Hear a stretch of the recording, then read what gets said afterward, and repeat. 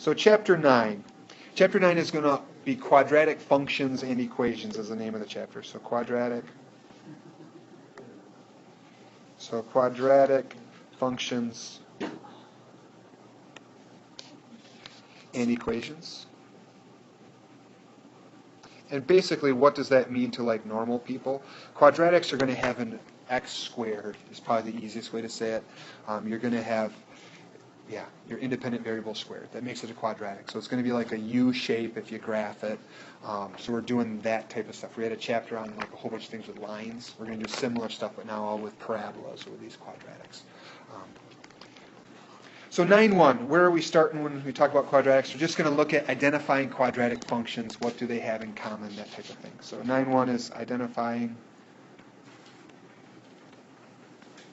quadratic functions.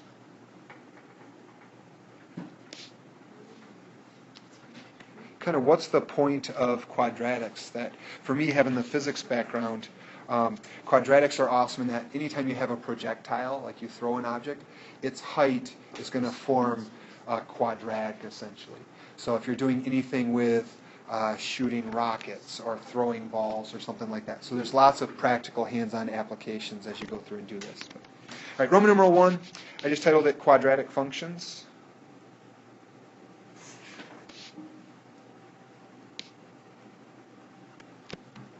And going to start just by looking at the equations. So the official definition is something like this. A quadratic function is going to be an equation, so I'll just do EQN, equation that can be written in the form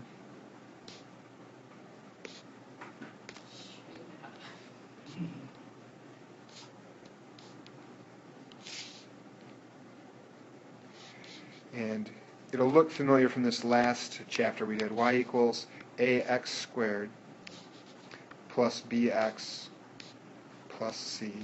So a, b, and c are just going to be numbers, so it could be like a 3x squared plus 7x minus 2, something like that.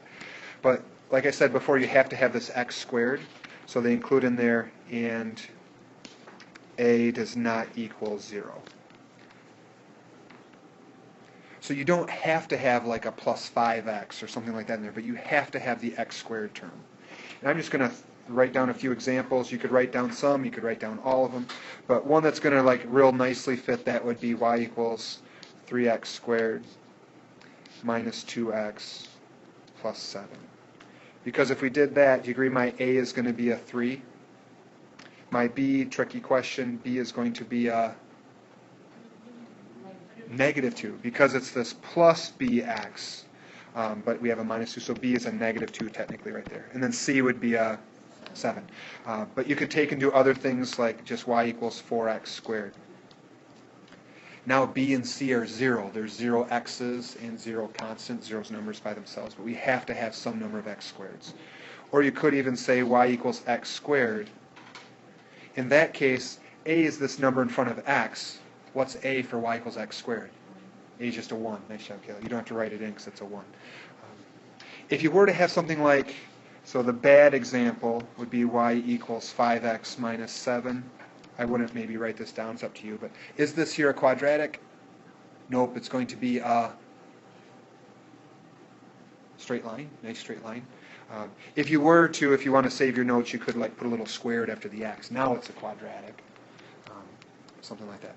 Once in a while, you'll see the book do something like this. So I don't know if this is worth writing or not. They'll say y minus 3x squared equals 4x. And they'll say, is that a quadratic? Yes, no. It's tempting to say no, because it's ugly. It's not in that nice form, y equals. But you could take and solve this thing, right? If you took this bottom one, do you agree if I went and said, okay, I could get y by itself by adding 3x squared? Yes? So y equals 3x squared, because now that drops out. And I have my 3x squared, then I also had that positive 4x. So this original one here is a quadratic because it could be written in that form. You with me? So I don't know if I'll give you ones like that, but at least kind of keep your eyes out for that as you go through and see the homework questions. Any questions just on the equations, so far stuff we did? Yeah. So still in that Roman numeral 1. Next thing I want to add in there is the graphs will have one curve. So the graphs will have one curve. And by that, you have one of two options, which is what Liam was just saying. They'll either look something like this here, or they'll look something like, I'm going to go down a little bit because I want to label a point on there, but something like that. If drawn correctly, they should be symmetrical too. The curving up on the right should be the same as the curving up on the left. Mine are a little bit off.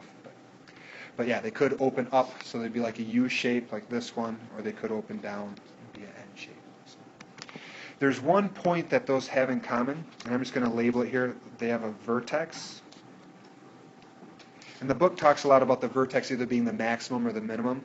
One second, that's okay. So the vertex is going to be, for this type here, it's going to be that highest point right there at the top. For this one here, it'll be the lowest point. It'll be the smallest value. It's kind of that point where it turns around and goes back the direction it came from. The next thing about these is, what does a data table look like? So I'm just going to say data tables. That if you get a whole bunch of x and y points, how can you tell if it's going to be a quadratic without trying to find an equation to fit it? Which, once you get a graphing calculator, that'll do it really nicely. But here's kind of the little key. When x has a constant difference, and by that what they mean is when x goes up by a constant amount. So when x has a constant difference, so when the x values are going up by 2 each time, or the x values are going up by 1 each time, something like that. So the next part's a little less confusing. Y will have a constant second difference. We'll look at what that means soon. Y will have a constant second difference.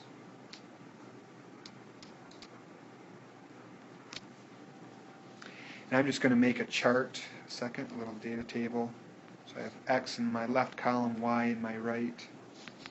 I'm going to have 4 pairs of numbers. So 0, 7, and the next point is going to be 3, 19, and then 6, 67. And then 9, 151. So I have 4 pairs of numbers there. If you wanted to, you could put in lines like that. So we said when x has a constant difference, y will have a constant second difference. So if we're looking at our x's, each time our x values are going up by 3, right? So x is going up by 3.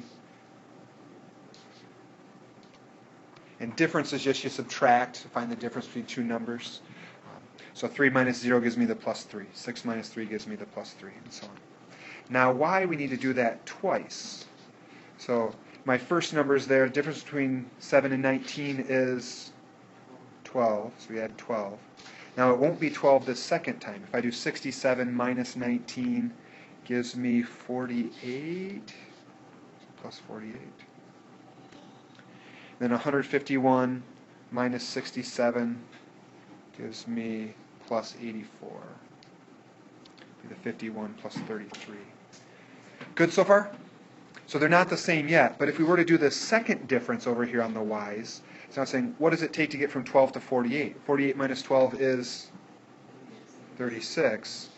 And if we do the 84 minus 48, we get another 36. So we know then that those 4 points would nicely fit a parabola, nicely fit a quadratic, because the second difference in y is 36 when they have that same difference in the x values. So you'll see like some data tables here. Do these points fit a quadratic? And that's kind of what you're checking. And you just have to be a little careful that they don't give you like something, maybe the next number here would be like 11, because now they're only adding 2. So if you don't have that constant difference in x, you won't find the constant difference in y. So, yeah, Liam? So Roman numeral 2 gets into graphs of these. And this is where if you don't have a graphing calculator, have I ever mentioned there's a really sweet graphing calculator app? Anywho, I know, that's why I just said it. So you could use that on your iPod if you want to. I'm fine with you bringing it into class and using it at least on the homework, but know how to use our calculators for when the test comes around. But for graphs, the easiest is going to be to basically put data table points onto a graph. So I'm going to write that. You could write it, skip it, but put data table on the graph. And so for example, let's say you get one that says graph y equals 2x squared plus 1. So y equals 2x squared plus 1. Easiest is going to be to grab a graphing calculator or an iPod with that sweet app and go through and like just punch in, hit your y equals button, type in 2x squared plus 1, and then do second graph, and it'll give you the data table. That's easiest. If you wanted to, otherwise, you could go back and you could manually go through and do some things and say, all right, if I have a 0 for x, you could say 0 squared is 0, 2 times 0 is 0, so I'm going to get an x value of 1. And then if I put in, say, a 2 for x, so I'd have a 2 there. 2 squared is 4, 4 times 2 is 8, plus 1 is 9. So you could manually go through and get points and graph it. And we'll get like some better ways and kind of some worse ways later. But easiest is going to be just use the data table function on a calculator, save yourself time and potentially mistakes. Good. I want to jump back to talking about this vertex thing. I guess it's in this page. So the vertex, that point there, the point in purple, the book makes a point to say the vertex. So I'll just maybe in red for dramatic emphasis. Vertex equals,